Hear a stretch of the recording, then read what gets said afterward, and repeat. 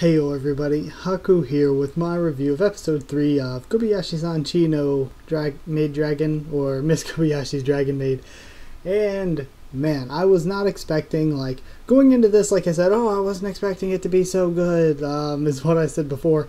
Even more than that now, it is I was not expecting it at all to surpass Little Witch Academia for me this season, but as of right now, as of right this moment, this is the anime of the season for me. This has surpassed Little Witch Academia, and I just love this series so much. Why have I not heard of this before? It is just so funny, and why haven't I heard of the manga before? But it's so funny and just good. Everything was good. It even does these really nice, heartfelt scenes very, very well, and the animation and soundtrack has been beautiful. Every single episode, I love the way they use it. It's just quirky, it's original, it's fast-paced and never gives you a break, and then when it slows down and gives you a deep moment, there's still so much deep stuff going on and detailed stuff that it's amazing how detailed this is. And it's also amazing to me that some of the most detailed anime I see are some of the ones that look the least detailed when you just look at maybe a single scene. And but then you see some scenes, like of course last week's Kanna versus Toru playing scene, that you're like, okay, that looks pretty detailed to me. But yeah, basically, let's go through this thing and talk about it more kind of part by part. So at the very beginning, we had these funny and cute crowded house scenes. I really liked the scene with Kobayashi trying to step off the bed and stepping on Toru. I thought was funny. And then we get the opening, and I put this in here just because I love this opening so much. It's quirky, it's fun, it's upbeat, and you guys know I'm a sucker for a good anime opening. And my favorite part about it is the song is so addicting and good. I love the song.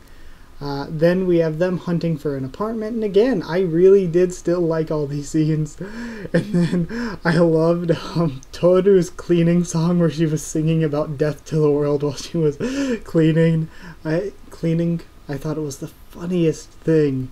So yeah, I loved that. I love all the little random dragon quirks they throw in there like that. Then Kobayashi's books and everything, they made a lot of funny jokes with that. Then we see the maid outfit, and again, I was weak. I was done when she asked about her size again. She's like, "Oh, I'm a D for dragons," and she was like, "Are you really a D?" "I'm a D for dragons." Oh man, I love that. Then Kanna riding in a car was the cutest thing ever, because she wanted to ride in a car last episode. I felt so good about seeing that. I was like, yes, Kanna got to ride in a car. And then it was so funny when she's like, okay, you guys get to do whatever you want. You have your own room. And the two of them just start bouncing on the bed. I thought that was the funniest thing ever once again.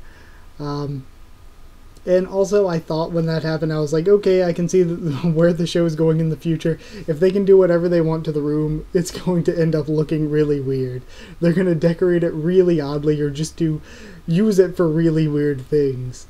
I can already see the gag coming where Kobayashi opens the door to their room and it's just some weird, crazy stuff going on. And then also, very cute dragon wash scene where Toru was up on the roof and Kobayashi was spraying her off. Also, super funny when Kobayashi went home to the wrong house, because, I mean, everybody who's moved has had that feeling where they're like, oh, I kind of have this feeling to go to the old house, but I need to go to the new one. Also, I love Toru when she was threatening to murder the loud people. Very funny. And then we see all of the loud people. We have the lady with the death mom haircut. She has the haircut of the mom that dies in every single anime ever. And she gives them food, and she said, it's rapeseed. And I was like, is that a real... I didn't even look it up to see if that was a real food, but I was like, that sounds very bad. Why would somebody name a food rapeseed? That is not a safe for work food name. And then, funny death metal guy. The death metal guy reminds me of a character from another show, but I just could not put my face... the way his face looks, and I guess kind of his hair as well. I feel like a part of him reminds me of, what is it, Tsukishima is his name, from Tokyo Ghoul, I believe. A part of him reminds me of that other guy from Tokyo Ghoul, the guy with the tattoos, the ghoul with the tattoos and the black hair slicked over and stuff, and the piercings. I don't know his name. I don't know that much about Tokyo Ghoul. I've only seen like the anime. I haven't read the manga. So, and another part of him reminds me of, what was his name? OD from Gatchaman Crowds.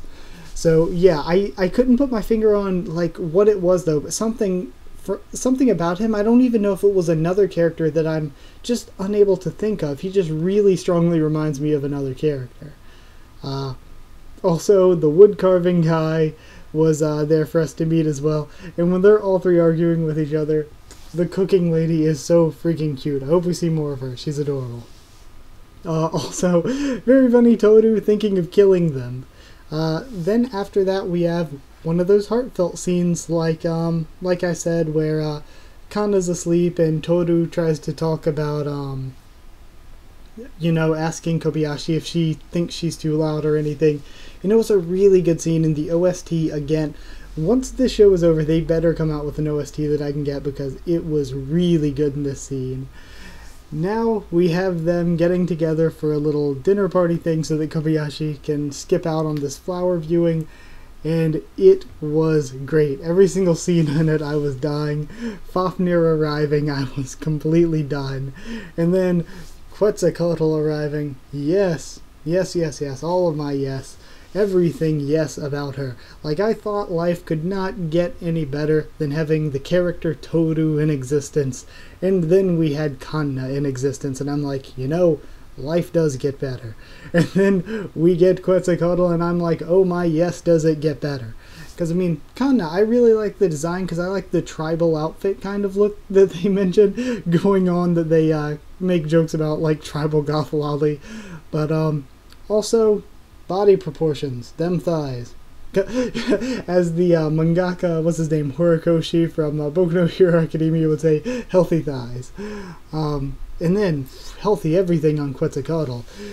Well, she's certainly not a D for dragon.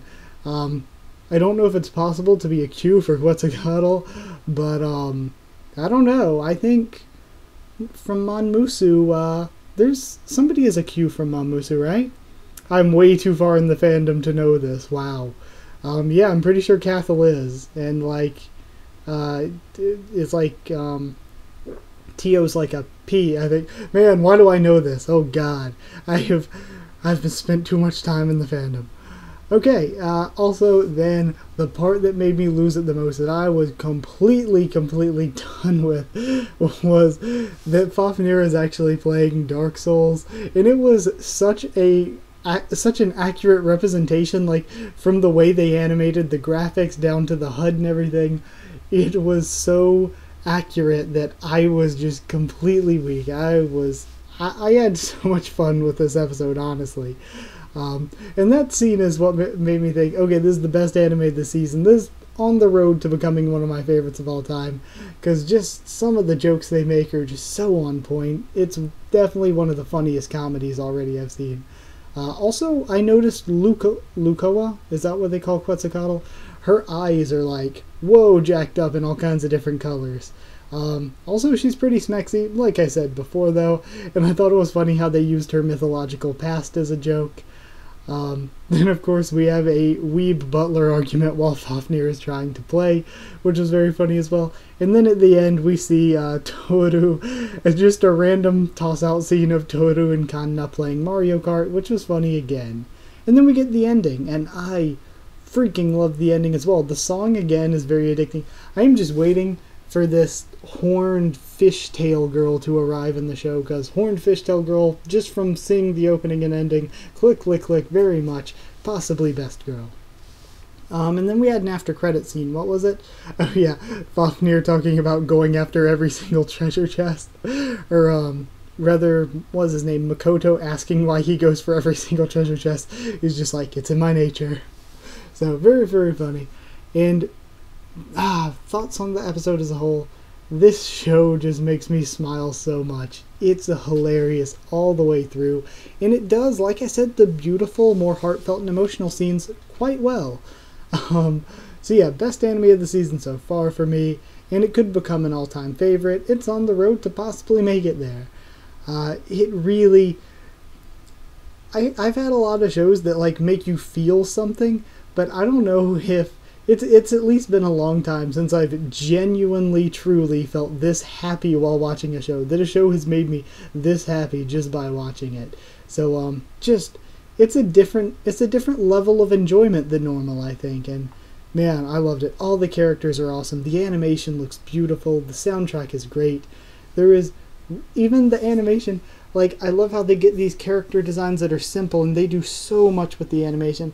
I feel like I'm going to have to look up if this was the same studio that did, what was it, Nichijou. I didn't watch all of Nichijou, but this feels like, the animation feels kind of similar to me. It's definitely different in quite a few ways, but it does feel similar.